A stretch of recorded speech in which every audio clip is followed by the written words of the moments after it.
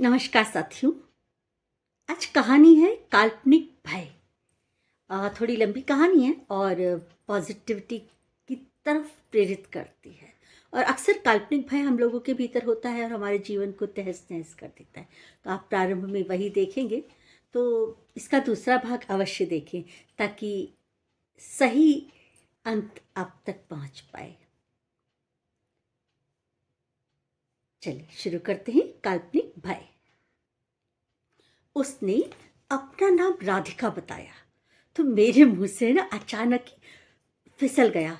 अरे वाह, बड़ा प्यारा नाम है। वो थी भी बड़ी प्यारी सी। गोरा चिट्टा रंग, तीखे नैन नक्श और 5.5 फुट की लंबाई। मेरी निगाहें उसके चेहरे पर एकाएक अटक सी गईं, क्योंकि उसके चेहरे पर ना इतनी खूबसूरती होने के बावजूद भी एक उदासीनता की चादर सी पड़ी हुई थी। मेरे स्नेह भावयुक्त जो कथन है उससे मुझे उसकी एक निश्चल मुस्कान की अपेक्षा थी, वो पूर्ण नहीं हो पाई। और इसके विपरीत उसकी डबडबाई आंखों में एक छलकता हुआ सा समुंदर दिखाई दिया। ऐसा लगा कि मानो वो बहने को आतुर है, मगर जो दिमाग है ना उसको बहने से रोकने का आदेश दे रहा है। और यह अनुचित भी नहीं है, क्योंकि हम दोनों एक दूसरे से परिचित भी तो नहीं। और किसी अनजान के सामने आंसुओं का समुंदर तूफान के साथ होना तो भी एक बार एकाएक बहने में संकोच तो करता ही है। वह स्वाभाविक भी है। और सामाजिकता का जो विशिष्ट पहलू वह भी है। यह सोच मैं भी शांत रही और उसके चेहरे से दृष्टि हटाकर अपना कार्य करने का प्रयास किया। कुछ ही पलों में पुनः उसके चेहरे पर नजरें पहुंची गई। मैंने इशारों में ही उसे पास वाली कुर्सी पर बैठने का कहा और वो बैठ गई। अभी मैं उसके दस्तावेज चेक कर रही थी कि इतने में ही एक दूसरी लड़की भी मेरे पास आकर खड़ी हो गई। नाम पूछा उसका भी तो उसने कहा कृष्णप्रिया। अरे, नाम सुनकर ना सहज स्वाभाविक हंसी मेरे चेहरे पर फिर तैर गई। क्या बात है, राधिका के पीछे पीछे कृष्णप्रिया भी चली आई। मेरी वैचारिक श्रृंखला में एक कड़ी और जुड़ गई। वो बड़ी जल्दबाजी में थी। मैडम, पहले मेरा काम कर दो, मेरी ट्रेन का टाइम हो रहा है। उसने बड़ी ना अक्खड़ता से अपने दस्तावेज मेरे सामने रखे। मेरे चेक करो पहले। मैंने शालीनता से इनकार करते हुए कहा, देखिए अभी राधिका का काम चल रहा है, उसके दस्तावेज चेक हो रहे हैं। कृष्णप्रिया का उसके बाद होगा, आप थोड़ी देर इंतजार कीजिए। पहले मेरा। और मैंने उसके दस्तावेज जब लौटा दिए, गुस्से में फिर करती हुई वो तो फुफकारती हुई पैर पटकती लौट गई। कौन कहेगा इसे कृष्णप्रिया? ऐसी निर्लज अड़ियल सी होती है क्या कृष्णप्रिया? मैंने उसे जाते हुए ना तृष्णा भरी नजरों से देखा और मन ही मन विचारा कि कृष्णप्रिया तो स्नेहिल धीर गंभीर राधिका सी होती है। मेरी विचारधारा के साथ ना अनायास ही मेरे हाथ भी चल रहे थे। तभी शायद राधिका समझ गई। उसकी आंखें छलक पड़ी। उसने मुझे बताया, ऐसी ही होती हैं आजकल की कृष्ण प्रियाएं। कृष्णवीर की प्रिया भी तो ऐसी ही है। वो मन ही मन बुदबुदा रही थी। ऐसा लगा कि मानो हम दोनों के जो भीतरी तार हैं शायद जुड़ से गए हैं। तभी वो समझ गई मैं क्या कह रही हूँ और उसकी जो डबडबाती आंखों का राज मैं जानना चाहती थी, वही वो तत्परता से बताने को उत्सुक हो रही थी। खैर, कृष्णप्रिया के जाते ही और उसी के नाम से हमारे बीच बातचीत का सिलसिला प्रारंभ हुआ। कड़ी से कड़ी जोड़ता नाम कृष्णवीर मुझे भी स्वतः ही उत्तेजित सा कर रहा था। इस श्रृंखलाबद्ध नामों के मध्य कोई न कोई कहानी अवश्य गुथी होगी, ऐसा कुछ एहसास भी हो रहा था। खैर, मेरी जिज्ञासा बढ़ती देख राधिका के सब्र का बांध टूट रहा था। आंखों से भी अविरल अश्रुधारा बहना शुरू हो गई थी। उसके भीतर जो भावनाओं का उमड़ता सैलाब था ना, वो शब्दों का आकार लेकर वाक्यों में सहज ही ढल गया। मैंने अपनी तरफ से कोई प्रयास नहीं किया, ना ही उसके बहते हुए आंसुओं को रोका और ना ही उसकी व्यथा कथा को। मैं चुपचाप अपना काम बंद करके उसे सुनती रही और वो लगातार बोलती रही। उसने जो कुछ अपने बारे में बताया वो कुछ ऐसा था। उसने बताया कि स्नातक कर रही राधिका के लिए उसकी बड़नगर वाली बुआ जी ने कृष्णवीर का रिश्ता सुझाया। 6 फुट का लंबा चौड़ा गबरू जवान और तीखे नैन नक्श वाला कृष्णवीर किसी फिल्मी हीरो से कम न था। और फिर करोड़ों का व्यवसाय था। माँ का देहावसान पहले ही हो चुका था, तो खड़ूस सास का भी टंटा नहीं था।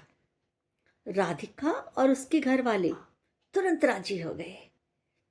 झट मंगनी पट ब्याह। ससुराल में भव्य स्वागत हुआ। कंगना डोरा, तीर कमान, अंगूठी छुपाई जैसे अनेकों खेलों का आनंद एक समा बंधा रहा। फिर कुलदेवी की ढोक लगी और रात जगा हुआ और उसके बाद पग फेरा और पग, सारी रस्में एक के बाद एक होती चली गईं और सब कुछ खुशनुमा वातावरण में हुआ। फिर कृष्णवीर व्यवसाय के सिलसिले में विदेश चला गया। बुजुर्गों ने खानदानी हवेली की जो परंपराएं हैं उनकी जानकारी दी। नंदों और जेठानी ने घरेलू रीति रिवाजों के बारे में बताया, समझाया और साथ ही सब ने यमुना पार वाली जो कलमुही कुलटा जो थी और उसके दोनों बच्चों से कृष्णवीर को दूर रखने की हिदायतें दी। ननद ने बताया कि अब कृष्णवीर पर हमारा जोर तो चलता नहीं, अब राधिका तुम्हारी जिम्मेदारी है कृष्णवीर को अपने कब्जे में रखने की।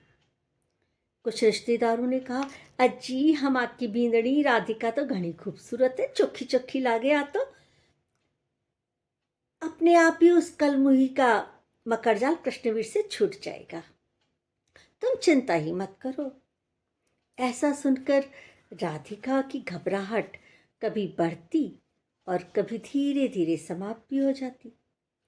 फिल्मी हीरो सा आकर्षक धनाढ्य कृष्णवीर उसे सब कुछ अपने मोहपाश में बंधा हुआ सा लग रहा था और उसका जो मोहपाश है उसे इन सब कसैली बातों से दूर भी कर देता था। पर एक दिन न राधिका का भी माथा ठनका कि कहीं ये सच तो नहीं।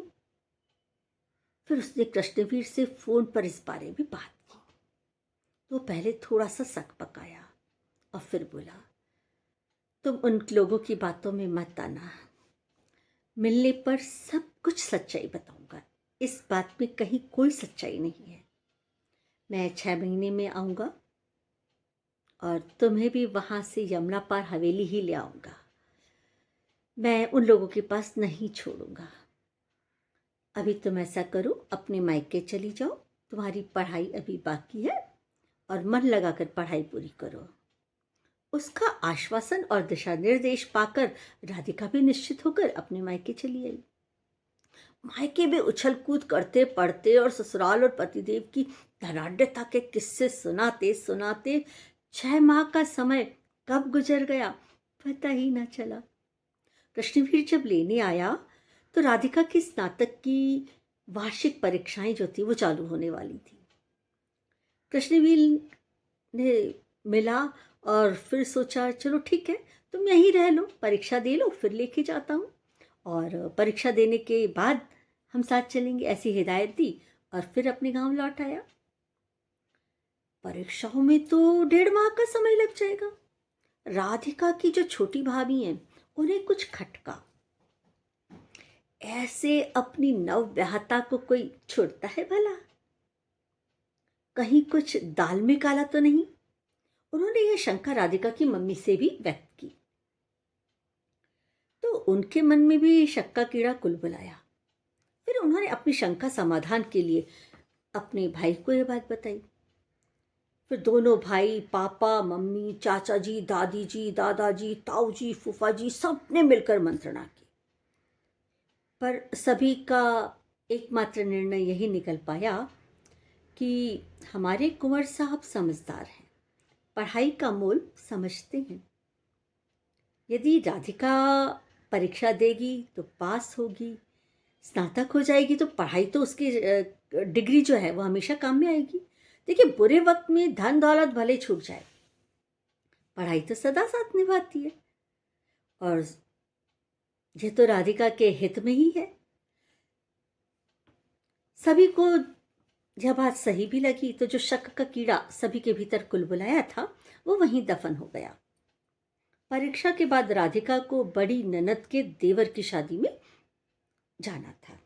कृष्णवीर फिर उसे वहीं से लेवा के ले गए और सीधे वो शादी में चले गए। वहां पे उदयपुर में शादी में भी बहुत अच्छा माहौल था, सब कुछ राजी खुशी था, सब कुछ अच्छा ही अच्छा था। वहां से शादी के तुरंत बाद इसके कृष्णवीर के वापस जाने का समय हो चुका था, पर इस जल्दबाजी में वो विवाह का जो रजिस्ट्रेशन है वो नहीं बनवा पाया। तो फिर पुनः राधिका को अपने मायके ही छोड़ा और चला गया, क्योंकि विवाह के रजिस्ट्रेशन के बिना उसको राधिका को अपने साथ विदेश ले जाना संभव नहीं हो पा रहा था।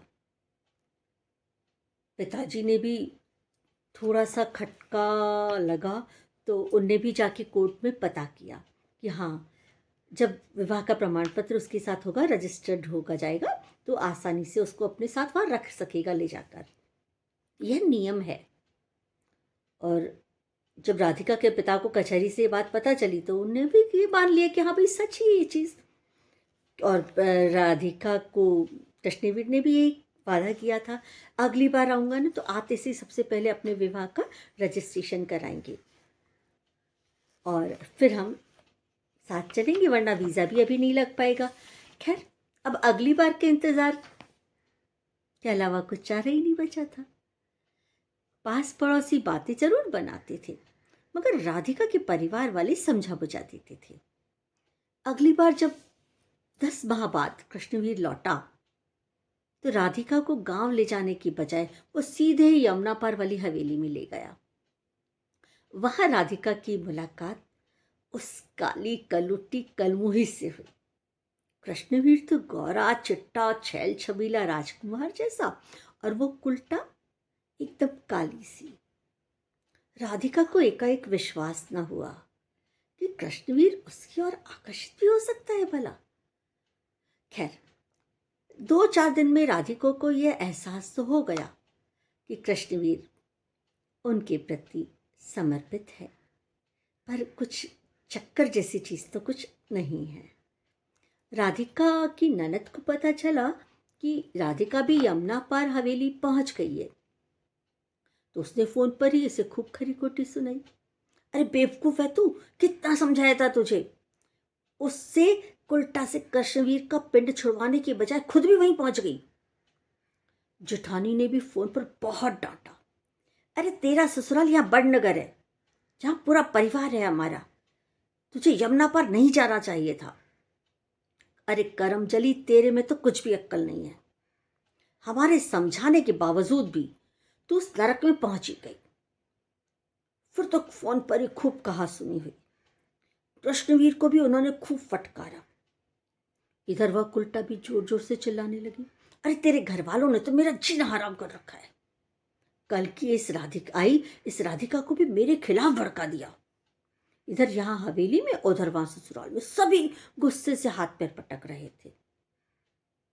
खूब गहमा गहमी का वातावरण हो रहा था। जेठानी ने राधिका को 2 टूक शब्दों में कह दिया, अरे उस उल्टा को जूते मारकर कृष्णवीर से अलग कर, वरना वो तेरा जीना हराम कर देगी। तू अब कृष्णवीर को साथ लेकर और बड़नगर आ जा। यहाँ है तेरा असली घर, असली ससुराल, यहाँ सभी सुख है। कृष्णवीर तो उसके चक्कर में फंसा हुआ है, तू तो कम से कम खानदान की लाज रख। उस समय राधिका भी आग बबूला होकर बिखर पड़ी।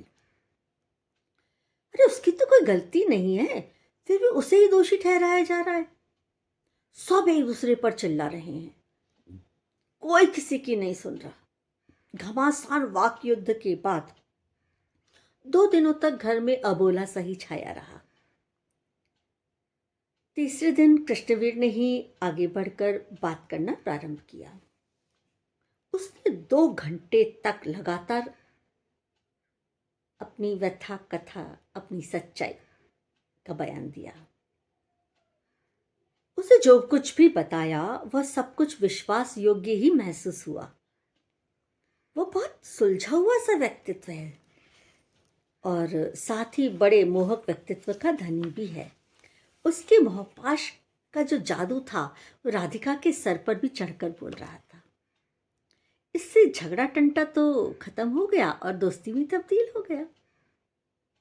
2 दिन बड़े सामान्य से गुजरे और फिर तीसरे दिन उसे व्यवसाय के सिलसिले में जयपुर जाना पड़ा। राधिका को एकांत में रहने का अवसर मिल गया, मगर यह एकांत उसके लिए बड़ा दुखदायी रहा। उसकी जेठानी का फोन आया। उन्होंने फिर समझाया, अरे तू पत्नी है उसकी, हर पत्नी का अपने पति पर एकाधिकार होना चाहिए। उस कुलटा का क्या अधिकार है जो वह कृष्णवीर पर हक जमाती है? कृष्णवीर उसका और उसके दोनों बच्चों का सारा खर्चा क्यों उठाता है? कल को तेरे बच्चे होंगे तो उनको भी बचा कुचा ही तो नसीब होगा, और तब तक ये कुलटा सारा माल हड़प चुकेगी। तेरे यहाँ हवेली में बने रहने से कृष्णवीर को उसे चूना लगाना भी बहुत आसान होगा, और तू वहाँ अकेली कुछ कर भी नहीं पाएगी। यहाँ बड़नगर में रहेगी तो कृष्णवीर भी यहीं रहेगा और हम सब भी हैं यहाँ, तो तुझे थोड़ा सहारा भी रहेगा और वह कुलटा भी थोड़ा दूर रहेगी उससे। उन्होंने बुझी चिंगारी को थोड़ी सी हवा दे दी। राधिका फिर बेचैन हो उठी। जिठानी ने सच ही तो कहा है, वह स्वयं भी तो अपने पति पर एकाधिकार चाहती है। उसे कोई ना कोई ठोस कदम तो उठाना ही होगा। उसके भीतर की भी फिर उथल पुथल बढ़ गई। ये परेशानी भी तो कितनी अजीब है ना उगलते बनती है ना निकलते। आंतरिक अंतर्द्वंद ने सोचने समझने की सारी शक्तियां समाप्त कर दी।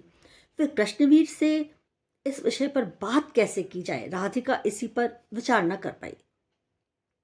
विदेश साथ जाने के लिए विवाह का रजिस्ट्रेशन जरूरी था। कृष्णवीर ने बहुत प्रयास किए थे, मगर हमेशा कोई ना कोई ऐसा कारण बनता रहा कि रजिस्ट्रेशन हो नहीं पाया, तो वीज़ा नहीं लग पाया। और उन दोनों बच्चों का, उस कुल्ठा के दोनों बच्चों का तो सब कुछ तैयार था, स्टूडेंट वीज़ा।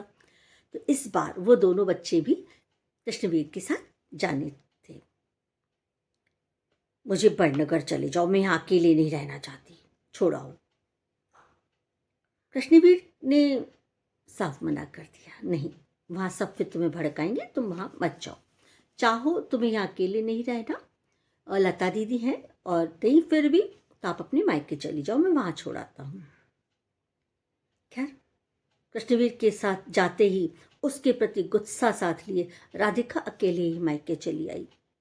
इस बार यहाँ पर भी सभी को सारा किस्सा पता चल चुका था।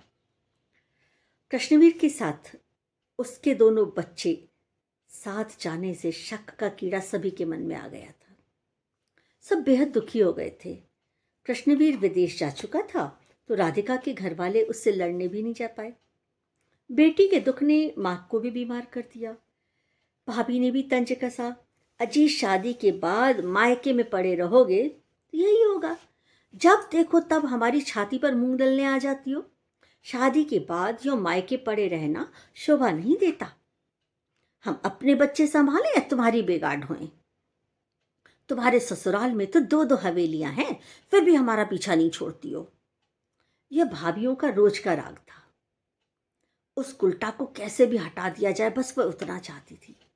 घर में तलाक की भी बात उठती तो राधिका उसके लिए तैयार न होती, क्योंकि कृष्णवीर के प्रति स्नेहिल भाव उसके मन में थे, उस पर विश्वास भी था। बस वो इतना ही चाहती थी कि तलाक ना, हम साथ रहे। खैर, बेटी का दुख, अकेले रहने का और ये सारी बातें माँ की बीमारी को और बढ़ा गया। एक दिन पिताजी उन्हें अस्पताल लेके जा रहे थे तो रास्ते में तेज गति के ट्रक से उनका एक्सीडेंट हो गया। माँ का तो उसी समय देहावसान हो गया और पिताजी भी 4 माह तक अस्पताल में भर्ती रहे और उसके बाद वो भी चल बसे। कृष्णवीर का फोन माँ की मृत्यु के वक्त आया था, पर सभी ने उसको फोन पर खूब लताड़ा। सभी ने माँ की मौत की जिम्मेदारी कृष्णवीर के कंधों पर डाली। सबने उसको उसी को दोषी ठहराया और आगे से फोन ना करने की हिदायतें भी दी। तो फिर उसकी हिम्मत भी नहीं हुई दोबारा कभी फोन करने की। राधिका भी आहत थी कि जब उस उल्टा के बच्चे उसके पास हैं तो उसका साया भी उसे छोड़ने वाला नहीं। इसी गुस्से में उसने भी उसे फिर दोबारा कभी फोन नहीं किया। माता पिता के जाने के बाद राधिका का जीवन में सिर्फ अंधकार और अंधकार, इसके सिवाय कुछ न बचा। भाभियां तो माँ के सामने ही जीना दूभर कर देती थी, भाई भी ध्यान नहीं देते थे। इसलिए राधिका ने अपना ठौर ठिकाना ढूंढने के लिए इस वृद्धाश्रम में केयर टेकर की नौकरी के लिए आवेदन दिया। यहाँ रहना खाना तो फ्री में हो जाएगा, थोड़ा कार्यालय का काम करेंगी तो थोड़ा हाथ खर्ची के पैसे भी मिल जाएंगे। अपनी सारी व्यथा कथा इस तरह से राधिका ने सुनाई और बहते नेत्रों से हाथ जोड़ पुनः निवेदन की मुद्रा में वह खड़ी हो गई। मैं भी उसे सुनते सुनते ना द्रवित हो चुकी थी, तो आश्वासन की मुद्रा में खड़े होकर उसे गले लगा लिया। हाँ, यह नौकरी तुम्हें ही मिलेगी। नमस्कार। इस कहानी का दूसरा भाग अवश्य देखें, तभी आपको अंत पता चलेगा। नमस्कार, मिलते हैं दूसरे वीडियो।